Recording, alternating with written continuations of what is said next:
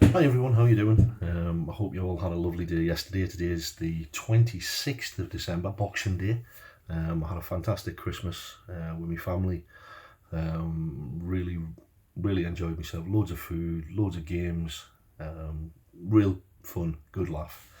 And today it's kind of quieting down a bit, just chilling on the settee, watching the football and just doing normal things. The normal things that I always wanted to do when I was gambling, but never was able to.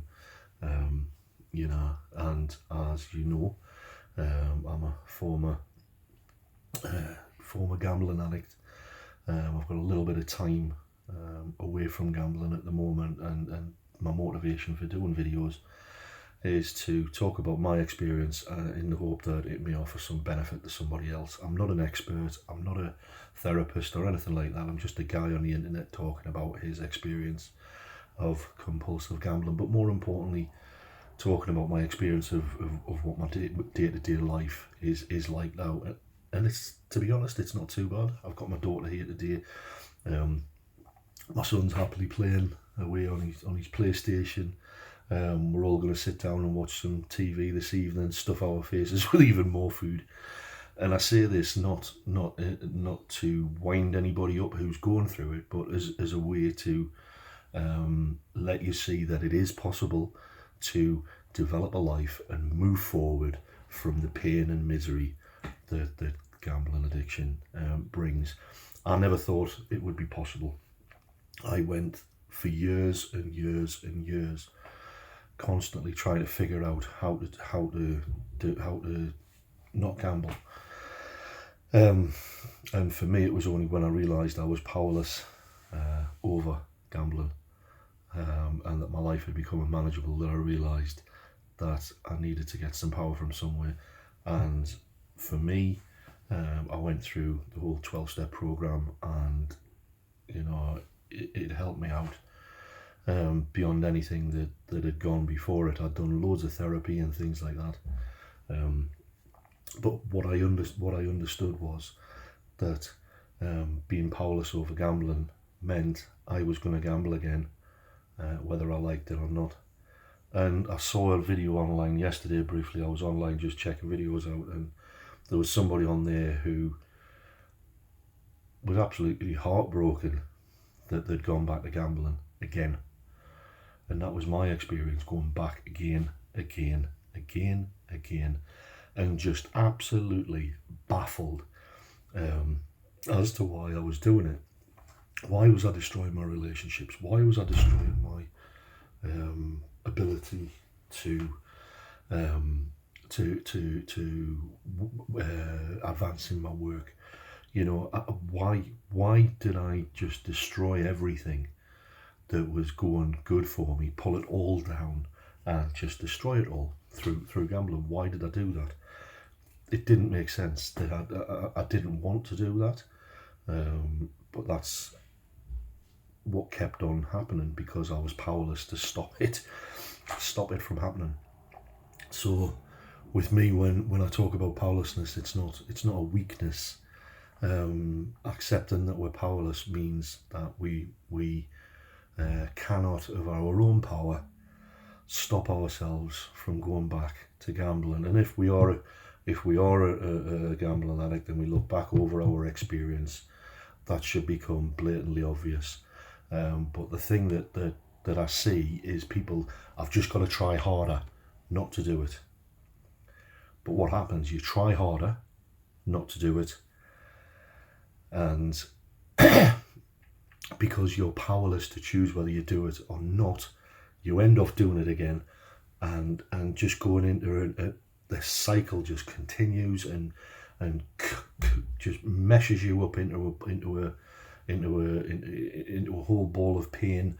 You're destroying relationships. It's like, I mean, gambling addicts, like, think of Taz, the Tasmanian devil out of the Looney Tunes. It's just like wherever he goes, he's just spinning around, causing chaos, and that's exactly what we're like. If you have come to a point where you realise that under your own power you can't quit, when I say quit, I'm not on about for a day. I'm on about permanently. Because we can wake up on a morning and say, right, I'm not going to gamble today, but by dinner time we've blown 500 quid gambling. And it's like, how the hell did that happen? You know, we'll say, right, I'm just going to have a £10 bet here, and then come 4 o'clock in the afternoon, your entire bank account's been rinsed, gone. Insufficient when you go to transfer some funds online, insufficient funds. Contact your bank for more details. That kind of pop-up box that comes up. So these are some of the things that are indicators that we are addicted to gambling and are powerless under our own power to stop it. So we also have the experience of, many of us have had experiences where we continue to cause disaster time and time again. People bail us out and say, right, oh, thank God I've been bailed out. I am never, ever going to do that again. And you mean it. You absolutely mean that you're never going to do that again. You're never going to hurt that person again. You've got too much to lose. But somehow, that determination, that strength that you had at that particular point in time just disappears. It doesn't become available to you. You're not able to consciously allow yourself to experience mentally all of the chaos and suffering and humiliation and misery and anxiety and depression that a gambling spree brings. That just isn't accessible for some reason. So it's like there's a mental blank spot there that we don't have the power to be able to recall all of that information. It's like if I go to put my hand on a hot stove, I've got the ability, if I put my hand on a hot stove, I get burnt. At all times, I will have the cognitive ability to remember, don't do that, because you are going to get burnt. You're going to be in pain. You're going to experience suffering. You're going to get scars, whatever. Every single time, I would be able to recall that, but it's not the same with gambling. Now, I talk about this other example a lot because it's really fitting. When I was 16, I bought two bottles of sherry. Crazy, I know, but that's what you like when you're that age. You start experimenting, going out with your mates, getting pissed up, whatever. So I drank a load of sherry when I was 16, and I was violently ill. And I said, I am never in my life going to drink sherry again. And here I am, nearly 50. You know what? I've never ever drank sherry again because I can always recall the smell, the being sick, the hangover, everything, every miserable experience that I had drinking sherry, I can recall at all times. If I go to the supermarket and I walk down an aisle and I see a bottle of sherry, I feel sick. You know, I'm repulsed. I'm repelled. I'm repelled from it because I've got accurate cognitive functioning when it comes to the question of sherry, when it comes to the question of putting my hand on a hot stove. When it comes to gambling, I don't have the correct functioning cognitive ability to be able to do that. Why? I don't know. And that's what it means to be powerless over something. If I can't recall the information that I need every time in order to stop myself from putting my hand on a hot stove, and I put my hand on a hot stove, what's going to happen? It's going to get burnt. And that's the same with gambling. So I've seen a few people over this last few days who are really going through the ringer. There is a solution. there is a solution. I would advise anybody to go to a GA meeting, find somebody who's worked through the 12 steps to show you how to have the experience of going through the 12 steps, to help you get connected to a higher power, or whatever you want to call it. Just get connected to some power that will give you the ability to be able to live the life that you want to live, gambling free. You know, when we do that, we've got to go from the point of thinking of ourselves constantly to thinking of others. We've got to start thinking about other people.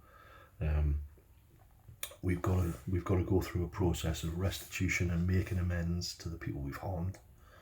But you can't do that if you're still going back to gambling time and time again. You know, you work through the steps, you get some power, you go through the whole amends process, and then you show somebody else how to do it, how to stay free from gambling. And that's essentially what the 12-step program is. Ask yourself, how far are you willing to go? How far? What are you willing to do to be free from the life that you're living at the moment if you're actively gambling? Because there has to be a mental change in your views and outlooks on life. We have to go from being self-centered to other-centered, thinking about others, rather than being constantly locked up in our own, thinking about our own needs and wants and wishes and things like that. We've got to start thinking about others. But to get to that point, we've got to do some work on ourselves, and the steps teach us what to do.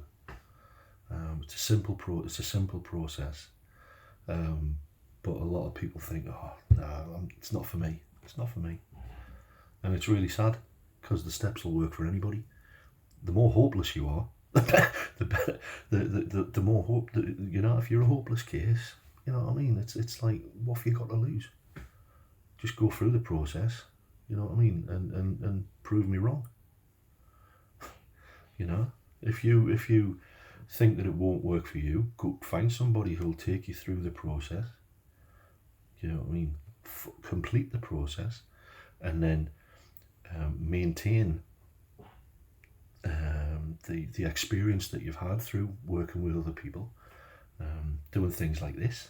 You know, talking to other people, sharing your experience with other people, and that's what will happen. You will find that freedom that you're looking for, and I guarantee it, because tens of thousands of people around the world have had that experience where they've never. I mean, with me, I was trying to stop gambling for 15 years, maybe more. You know, it's been several years now where I don't gamble. You know, I have a life better than I could ever have imagined. I'm married, got a mortgage, you know, I've got money in the bank, I've got a job, I'm reliable, I'm consistent, you know, people come to me for advice, you know. You can have all this, but if you don't do anything, if you remain locked in to that cycle, it will get worse. It will get worse, guaranteed. And I'm not saying that out of arrogance. I say that because I know that's fact, because I went through the experience. When you think it can't get any worse, trust me, it will, and it does. And when you think it couldn't possibly get any worse, it will, and it does. Because left unchecked, gambling addiction leads many ultimately to their death. That's how serious it is. It's not a joke. You know? So, anyway, on a light note, I'm going to leave it here. I'm going to go back downstairs with my family, and I just want to wish you all a happy holiday, and I'll do a video soon. Take care, everybody. Thank you for watching, and thank you for all the comments that you've been leaving. It's fantastic to see that what I'm talking about is resonating with people. That really means a lot to me. So take care. Thank you.